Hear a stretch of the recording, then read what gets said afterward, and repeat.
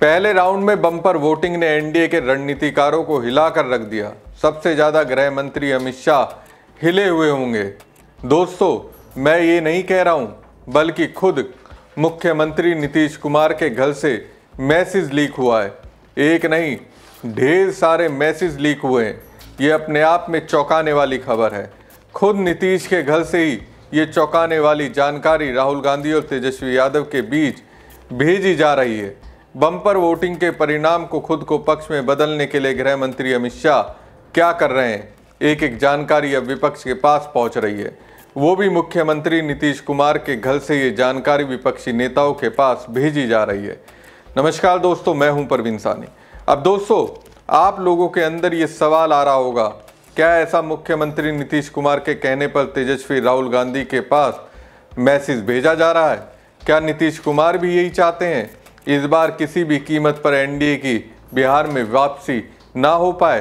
क्या नीतीश कुमार को भी ये आभास हो चुका है, अगर एनडीए को बिहार में बहुमत मिलता है तो भी वो मुख्यमंत्री बनने वाले नहीं हैं?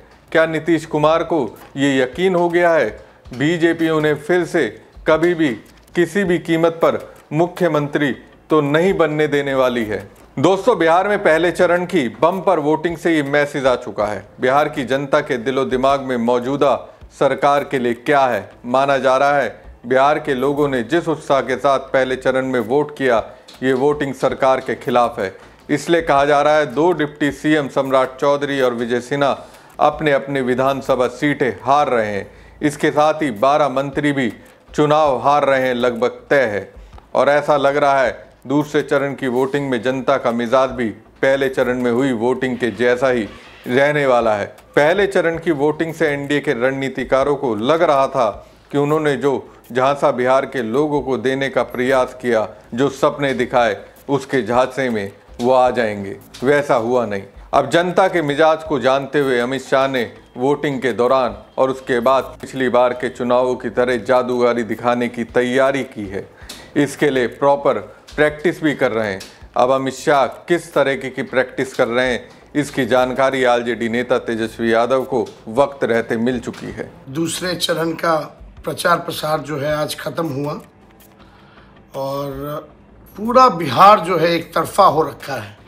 बदलाव के लिए जो है मतदान कर रहे हैं लोग, चाहे बूढ़े हों, बुजुर्ग हों, माताएं बहनें, नौजवान, युवा साथी, चाहे कोई जात के हों, कोई धर्म के हों, कोई वर्ग के हों, सब लोग जो है बदलाव के लिए वोट कर रहे हैं और इस बार बिहार में परिवर्तन तय है। इसी खलबली में एक बड़े नेता जो कई दिनों से बिहार में जो है डेरा डाल के बैठे हैं, भारत के गृह मंत्री, लगातार जो है अधिकारियों को फ़ोन कराना, मिलना, निर्देश देना, ये सब वो काम कर रहे हैं। और आज शाम की हमको सूचना मिली है कि भाई मुख्यमंत्री आवास से भी जो है कई लोगों, कई अधिकारियों को जो है फ़ोन जा रहा है और कई जगह कहाँ क्या डिस्टर्ब करना है, अपने अपने रेंज में वो अधिकारी कौन बूथों पे डिस्टर्ब करना है, कौन बूथों पे नहीं करना है, इस तरह का निर्देश जो है जा रहा है। हम सभी अधिकारियों से कहेंगे कि भाई संविधान की शपथ आप लोगों ने ली है, न्यायपूर्ण आप लोग काम कीजिए। किसी के दबाव में आकर के, किसी के कहने पे आकर के ये काम मत कीजिए, ये अन्याय मत कीजिए। और जितने अधिकारी हैं उन लोगों को, रेंज के अधिकारियों को बुलाना, निर्देश देना। अब बीजेपी के लोग अब इसी काम में लगे हुए हैं।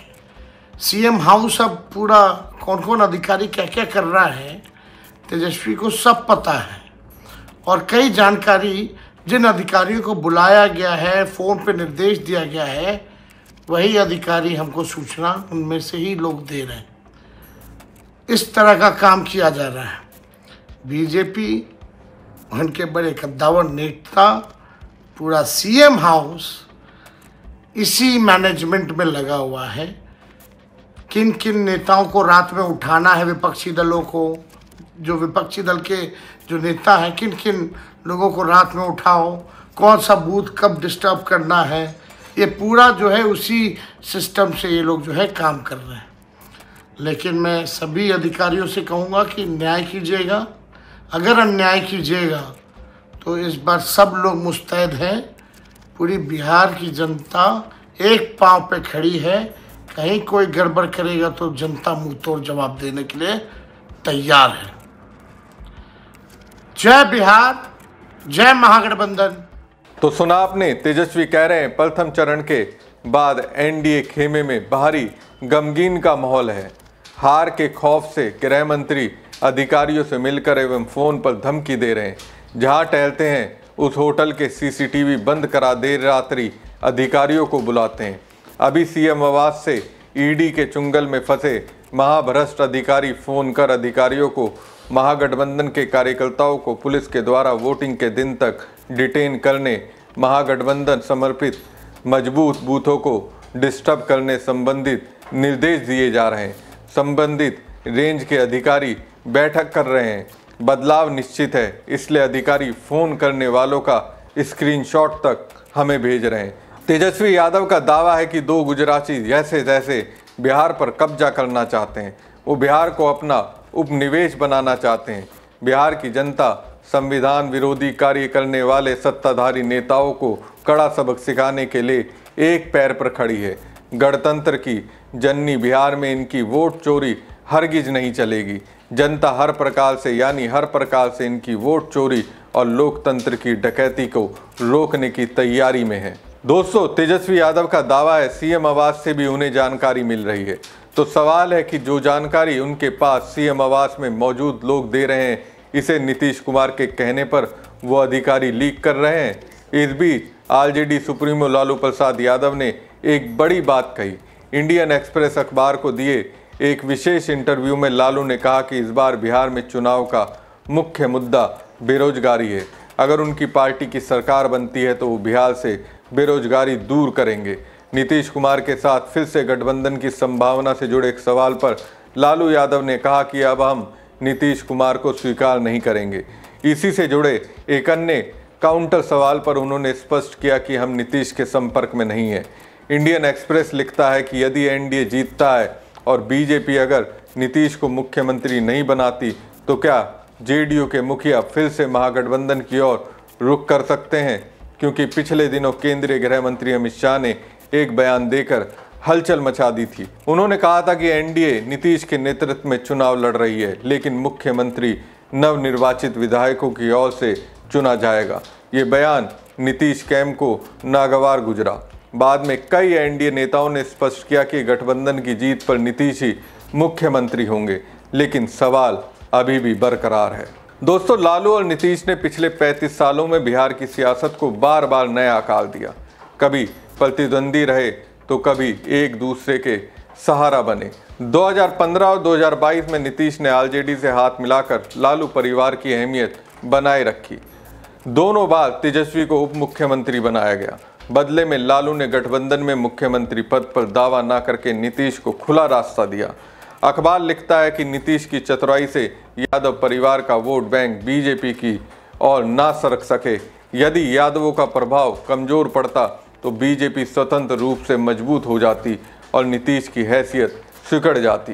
नीतीश ने 2005 में लालू से अलग होकर कुर्मी, कोयरी, अत्यंत पिछड़ी जातियों और महादलितों का गठजोड़ बनाया। कुर्मी आबादी का मात्र 2.8% है, जबकि यादव 14% से ज़्यादा है। बीजेपी के साथ ऊपरी जातियों का वोट बैंक जोड़कर नीतीश ने अपना युग शुरू किया। उन्होंने बीजेपी पर नियंत्रण रखने के लिए लालू परिवार को ताकतवर बनाए रखा। तो क्या माना जाए, अमित शाह अभी बिहार में चुनाव के दौरान जो कर रहे हैं उसकी जानकारी नीतीश के कहने पर अधिकारी तेजस्वी यादव के पास भेज रहे हैं। हमारी खबर आपको कैसी लगी कमेंट बॉक्स में कमेंट करके जरूर बताएं। साथ ही पेज को ज़्यादा से ज़्यादा लाइक और शेयर कीजिएगा। धन्यवाद।